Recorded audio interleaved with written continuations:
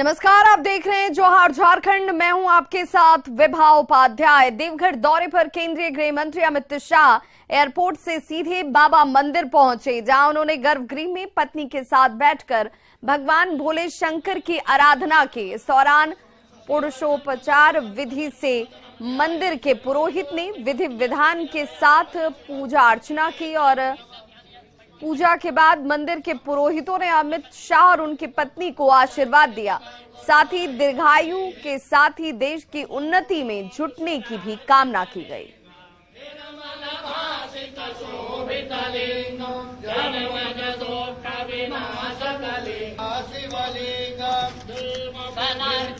मंत्रोच्चारण के साथ विधि विधान से अमित शाह ने पूजा अर्चना की और ये तस्वीरें इस वक्त आपको टीवी स्क्रीन पर, जहां पर देवघर दौरे पर केंद्रीय गृह मंत्री अमित शाह अपनी पत्नी के साथ बाबा मंदिर में पूजा अर्चना करते हुए।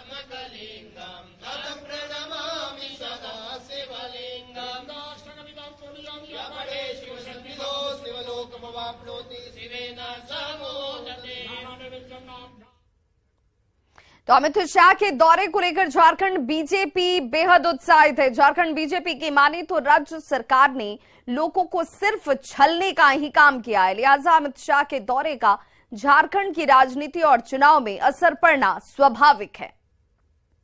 देखिए, माननीय मुख्यमंत्री हेमंत सोरेन जी के सरकार के पिछले 3 वर्षों के कार्यकाल में समाज का कोई ऐसा वर्ग नहीं हो जिसे सरकार ने नहीं ठगा हो। चाहे वो युवाओं की बात करे, महिलाओं की बात करे, किसानों की बात करे, गरीबों की बात करे, मजदूरों की बात करे, सबके साथ इस सरकार ने वादा खिलाफी की है। और अगले लोकसभा चुनावों के लिए हमारी पार्टी ने पूरी कमर कस ली है और जनता भी इस सरकार को प्रजातांत्रिक तरीके से उखाड़ फेंकना चाहती है। और इसलिए हम लोगों ने कोल्हान में अमित शाह जी की रैली के साथ कोल्हान फतह का अपना नारा बुलंद किया था। अब देवघर में अमित शाह जी आज संथाल परगना जीत का मंत्र देंगे, एक बड़ी रैली को भी संबोधित करेंगे। तो अमित शाह के आगमन को लेकर जेएमएम ने कहा कि 2019 विधानसभा में भी बीजेपी के कई बड़े नेता झारखंड में चुनाव प्रचार करने के लिए पहुंचे थे, लेकिन उसका कोई ज्यादा असर पड़ा नहीं। पार्टी प्रवक्ता ने यह दावा किया कि अमित शाह और बीजेपी के दूसरे बड़े नेताओं के दौरे का झारखंड पर कोई प्रभाव नहीं पड़ेगा। 2019 के विधानसभा चुनाव में भी भारतीय जनता पार्टी के कई बड़े नेता आए थे। गृह मंत्री आए थे, प्रधानमंत्री आए थे, केंद्रीय मंत्री आए थे। क्या हुआ था? कुर्सियां खाली रह गई थी। अभी चाईबासा में क्या हुआ जब गृह मंत्री आए तो कुर्सियों की संख्या गिन रहे थे। तो कोई आ जाए, झारखंड की जनता ने अब मन बना लिया है कि लोकसभा के चुनाव में भी वो भारतीय जनता पार्टी को करारी शिकस्त देगी। तो गृह मंत्री अमित शाह के झारखंड दौरे पर सियासी बयानबाजी भी शुरू हो चुकी है। कांग्रेस की माने तो अमित शाह के आने से कोई राजनीतिक या चुनावी असर नहीं पड़ने जा रहा है। राकेश सिन्हा ने कहा कि पिछली बार भी अमित शाह झारखंड पहुंचे थे, लेकिन उनका कोई भी असर हुआ नहीं। इस बार भी वो खाली कुर्सियों को ही गिनते रह जाएंगे। गृह मंत्री के झारखंड दौरे से कोई फर्क नहीं पड़ता। न तो 2024 के चुनावों में इसका कोई असर दिखेगा और न ही रामगढ़ के उपचुनावों में इसका कोई असर दिखेगा। पिछले बार भी देश के गृह मंत्री आदरणीय अमित शाह जी झारखंड आए थे, चाईबासा आए थे। वो अपनी सभा में स्वयं अपनी खाली कुर्सियों को गिन रहे थे। तो बाबा मंदिर में पूजा अर्चना के बाद गृह मंत्री जसीडीह में नैनो खाद कारखाने का शिलान्यास करेंगे और वहीं जसीडीह मैदान में ही बीजेपी की विजय संकल्प महारैली को भी संबोधित करते नजर आएंगे। इसके जरिए बीजेपी संथाल की 3 लोकसभा सीट और 18 विधानसभा सीट पर विजय पताका फहराने की रणनीति बनाएगी। रैली के बाद अमित शाह बुद्धिजीवियों से शाम में मुलाकात करेंगे।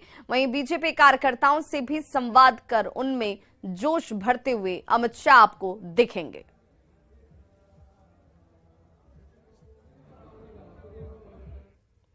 तो देवघर के बाबा मंदिर में पूजा अर्चना, नैनो यूरिया प्लांट का शिलान्यास और विजय संकल्प महारैली को संबोधित करने के बाद केंद्रीय गृह मंत्री अमित शाह आरके मिशन में चल रहे शताब्दी समारोह में शामिल होने वाले हैं। गृह मंत्री के स्वागत के लिए आरके मिशन में तमाम तैयारियां पूरी कर ली गई हैं। यहां अमित शाह विद्यार्थियों को संदेश भी देंगे। आरके मिशन से ज्यादा जानकारी दे रहे हैं हमारे देवघर संवाददाता मनीष दुबे।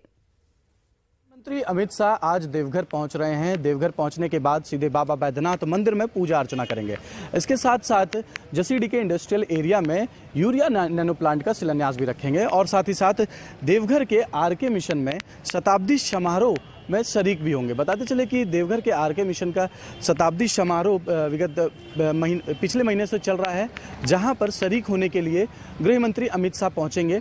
अब देखिए कि यहां पर बैनर पोस्टर भी लगाए गए हैं, काफ़ी भव्य और सुंदर तरीके से सजाया भी गया है और विद्यार्थियों के प्रति संदेश श्री अमित शाह माननीय गृह मंत्री एवं सहकारिता मंत्री भारत सरकार शनिवार 4 फरवरी यानी आज जो है ये यहाँ पर ये कार्यक्रम होना है। दूसरी तरफ देखिए कि स्वागत गेट भी बनाया गया है। G20 का इसमें दर्शाया गया है कि G20 का आज़ादी का अमृत महोत्सव G20 और आरके मिशन का 100वां साल ये जो चल रहा है शताब्दी समारोह, इसको लेकर यहाँ पर शरीक होने के लिए पहुंचेंगे और विद्यार्थियों को संदेश भी देंगे गृह मंत्री अमित शाह, जिसको लेकर यहाँ खासा तैयारी चल रहा है। मनीष दुबे, न्यूज़ 18 देवघर। तो अब से कुछ वक्त पहले की ये रिपोर्ट आप देख रहे थे। देवघर पहुंच चुके हैं अमित शाह और पूजा अर्चना उनकी तरफ से की गई। अब इंतजार किया जा रहा है उनकी तरफ से नैनो प्लांट का उद्घाटन किए जाने का। रामगढ़ उपचुनाव से जुड़ी बड़ी खबर इस वक्त आ रही है, जिसमें कांग्रेस ने अपने उम्मीदवार घोषित कर दिए। बजरंग महतो को कांग्रेस ने अपना उम्मीदवार बनाया। ममता देवी के पति बजरंग महतो उम्मीदवार बनाए गए कांग्रेस की तरफ से। तो कांग्रेस ने भी अपने उम्मीदवार की घोषणा कर दी है। बजरंग महतो, इन्हें उम्मीदवार कांग्रेस बनाया है। 27 फरवरी को रामगढ़ उपचुनाव है और 2 मार्च को वोटों की गिनती होगी। ममता देवी के पति बजरंग महतो, जिनके नाम की पहले से भी चर्चा की जा रही थी, बताया जा रहा था कि यही वो संभावित नाम है जिन पर मोहर भी लग जाएगी और अब बजरंग महतो ही चुनावी मैदान में कांग्रेस की तरफ से। बोकारो के बारी कोऑपरेटिव मोड़ स्थित श्री शिव शंकर मंदिर में चोरी की वारदात हुई। रात करीब 11:30 बजे बजरंग बली मंदिर का ताला तोड़कर दान पेटी में रखे हुए रुपए की चोरी कर दी जाती है चोरों की तरफ से। वहीं मंदिर में मां दुर्गा की मूर्ति को क्षतिग्रस्त कर दिया। लोगों की तरफ से शोर मचाए जाने पर चोर यहां से भाग खड़ा होता है। घटना के बाद मौके पर लोगों की भीड़ इकट्ठा हो गई। साथ ही सिटी डीएसपी की अगुवाई में कई थानों की पुलिस मौके पर कैंप कर रही है। मौके से सीसीटीवी में भी चोर की तस्वीरें जो कैद हुई हैं, अब उस फुटेज के आधार पर इस शख्स की पहचान की कोशिश की जा रही है। सिटी डीएसपी ने जल्द ही मामले के खुलासे का दावा किया है। तो देखे कि सिक्का गिरने का आवाज आया, तो हम देखे अंदर में कुछ है क्या, आवाज क्या आ रहा, तो देखे एक चोर इतना नजर आ रहा था, पैसा ही कर रहा था। तो हम पकड़ चिल्लाए, हम इसी करने के पकड़ो पकड़ो पकड़ो, तो साइड से निकल के भाग गया वो। तो दुर्गा स्थान गया, तो दुर्गा स्थान का पहले मंदिर एक छोटा सा था संखमरमर का, उस मंदिर को तोड़ा और मूर्ति को पटक दिया, मूर्ति को भी फोड़ दिया। उसके बाद वहां से पीछे से ताला तोड़ के यह बजरंगबली के सामने प्रवेश कर गया, अंदर घुस गया। अंदर घुसने के बाद वो जो है दान पेटी का ताला तोड़ के पैसा भी निकाल लिया। हम लोग अनुसंधान प्रारंभ कर दिए हैं और हर बिंदु पे, हर पहलू पे हम लोग जांच कर रहे हैं और जो भी इसमें संलिप्त होंगे उसको हम लोग जल्द ही गिरफ्तार करेंगे और आवश्यक कार्रवाई, जो कानूनी कार्रवाई होती है, हम लोग करेंगे। देखा जा रहा था सीसीटीवी में किसी का एक का हुलिया आया है, लेकिन क्लियर फोटो अभी नहीं दिख रहा है, लेकिन हम लोग और भी उसे स्पष्ट पता लगा रहे हैं और अभी हमारे जो गुप्त सूचना देने वाले हैं उन लोगों को भी लगाए हैं और सूचना मिलती है तो हम इस केस को डिटेक्ट करेंगे। धनबाद के रणधीर वर्मा स्टेडियम में आज जेएमएम का 51वां स्थापना दिवस समारोह मनाया जाएगा, जिसे सफल बनाने के लिए जेएमएम ने दिन रात एक कर दिया है। इस कार्यक्रम में धनबाद के साथ साथ गिरिडीह, बोकारो, जामताड़ा के जेएमएम कार्यकर्ता भी शामिल होंगे। वहीं सीएम हेमंत सोरेन कार्यकर्ताओं को संबोधित करते हुए मिशन 2024 के लिए जोश भरते दिखेंगे। और संवाददाता अविनाश हमारे साथ इस वक्त जुड़ चुके हैं। अविनाश, चूंकि तैयारियां जो हैं वो पूरी हो चुकी हैं, इंतजार मुख्यमंत्री का किया जा रहा होगा। कार्यक्रम की शुरुआत कब होने वाली है, मुख्यमंत्री कब तक पहुंचेंगे? देखिए, अभी मुख्यमंत्री हेमंत सोरेन रांची से नहीं चले हैं, लेकिन अगर हम मंच की बात करें, मंच सबसे पहले आपको दिखाना चाहेंगे कि मंच पूरी तरह से तैयार है और मंच पर जो पार्टी के विधायक हैं, टुंडी के विधायक हैं मथुरा महतो आ चुके हैं और धीरे धीरे नेताओं के आने का भी क्रम जारी है। अगर हम दूसरी तरफ की तस्वीर देखें, जो कार्यकर्ताओं के अंदर जो उत्साह है, और अगर हम धनबाद की बात करें, आपने ध्यान दिया होगा कि 2 फरवरी को दुमका में स्थापना दिवस मनाया गया था, वो 44वां स्थापना दिवस था। और जब हम धनबाद की बात कर रहे हैं तो 51 हो चुके हैं। तो ये इसलिए भी है कि 1973 में पार्टी का गठन हुआ था और पहला जो महाधिवेशन, खुला महाधिवेशन हुआ था, वो इसी गोल्फ ग्राउंड में हुआ था। इसलिए हर साल अगर आप अलग अलग जिलों के भी लिहाज से बात करें तो पार्टी अपना स्थापना दिवस अलग अलग डेट में मनाती है। और यहीं से विनोद बिहारी महतो यहाँ से पार्टी के अध्यक्ष चुने गए थे और महासचिव के तौर पर उस वक्त शिबू सोरेन का चयन हुआ था। और जो जेएमएम की लड़ाई है, जो झारखंड मुक्ति मोर्चा जिसकी बात हम करते हैं, और अलग राज्य की जो लड़ाई की बात हम करते हैं, बाद में जो अलग राज्य का गठन भी हुआ, उस वक्त से लेकर आज तक की अगर आप बात करें तो रोजगार जो उस वक्त भी सबसे ज्यादा चर्चा में रहा था, स्थानीय को रोजगार देने की बात उस वक्त भी हुई। बिल्कुल अविनाश पहुंचेंगे, मुख्यमंत्री के आगमन के साथ ही इन तस्वीरों को भी दिखाएंगे। फिलहाल तमाम जानकारी के लिए बहुत बहुत शुक्रिया। और सीधे लिए चलते हैं आपको किशनगंज, जहां पर मुख्यमंत्री नीतीश कुमार समाधान यात्रा के क्रम में, जहां पर जमीनी हकीकत को देखने के बाद अब जीविका दीदियों से संवाद करते हैं। फिर धीरे धीरे हमारा बिजनेस चलने लगा। रोजाना इनकम 1000 से 1500 रुपए की होने लगी। इसी इनकम से मैंने फिर एक छोटा और दुकान उसी पूजा पाठ सामग्री का खोला और आज हमारी पूंजी 50,000 से बढ़कर 5 लाख तक की हो चुकी है।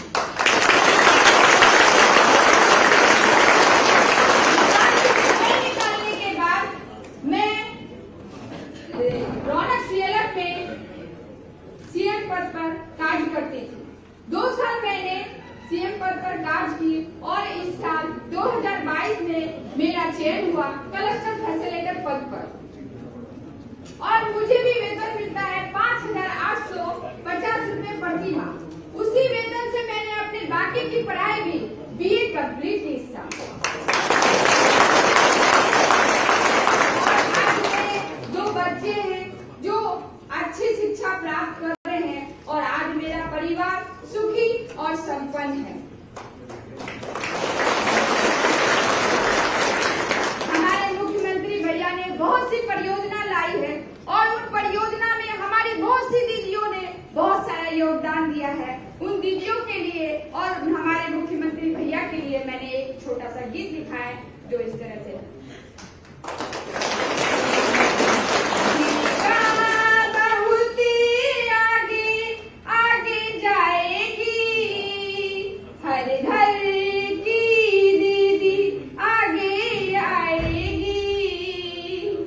बेरोजगारी को देविका दूर करेगी, हर घर की दीदी आगे बढ़ेगी।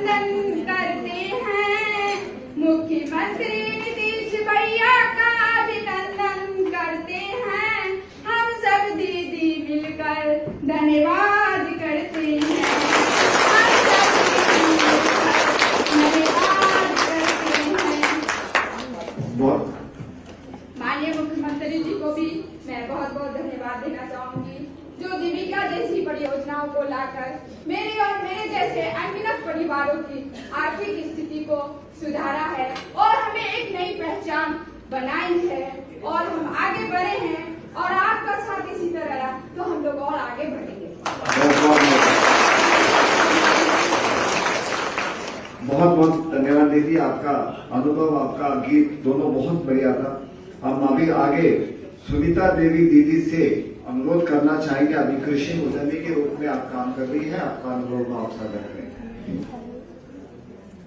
माननीय मुख्यमंत्री भैया को मेरा प्रणाम, यहाँ पर उपस्थित सभी दीदी भैया को मेरा प्रणाम। मेरा नाम सुनीता देवी, ग्राम मोतीहारा, पंचायत हलामाला, प्रखंड किशनगंज सदर ब्लॉक से हम आए हैं। गौरी स्वयं सहायता समूह का हम सदस्य हैं, झांसी की रानी महिला ग्राम संगठन का सदस्य है, उड़न समूह स्तरीय संघ का हम सदस्य हैं।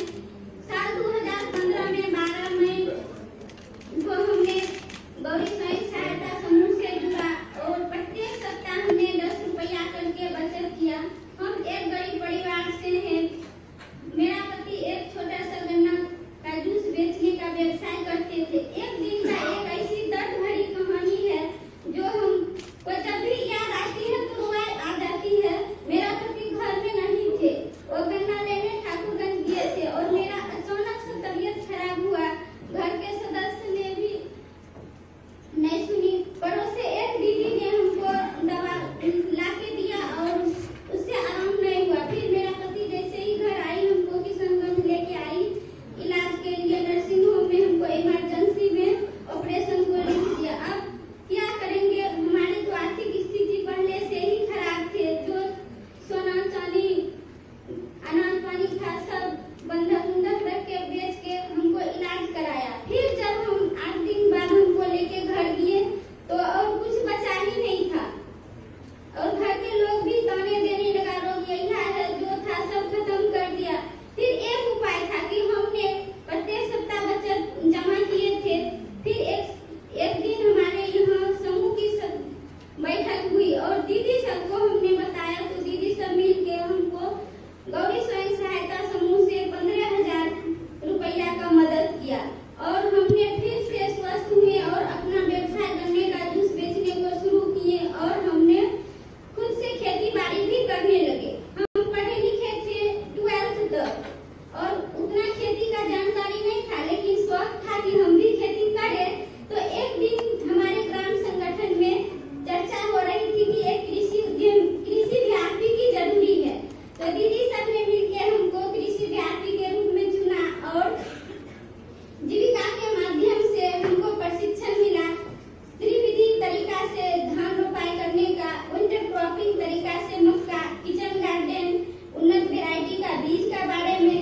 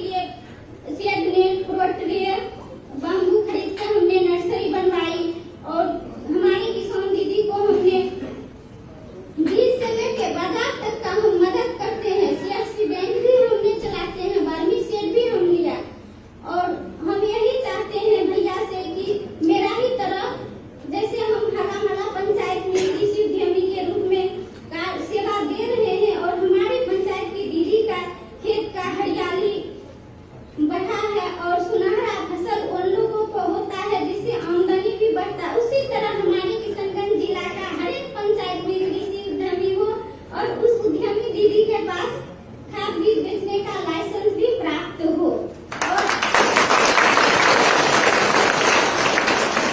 और जो हम घर चलाने वाली सुनीता देवी थे, वो आज हमने अपने पंचायत में एक कृषि उद्यमी के रूप में सेवा दे रहे हैं, एक बिजनेसमैन महिला के रूप में सेवा दे रहे हैं। और हमारा इनकम अभी 800 से 1000 रुपया का दिन का होता है और सालाना 2 से 3 लाख का होता है। हमने मुख्यमंत्री भैया को देते हैं कि भैया आप जहाँ भी रहे स्वस्थ रहे, निरोग रहे, आपका उम्र लंबी हो, ताकि हम महिलाओं को और भी ज्यादा मदद कर सके।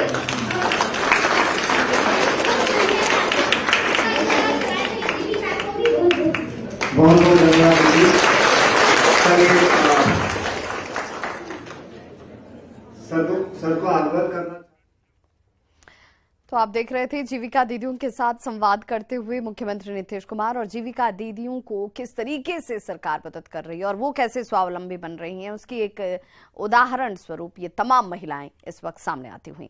खबरों का सिलसिला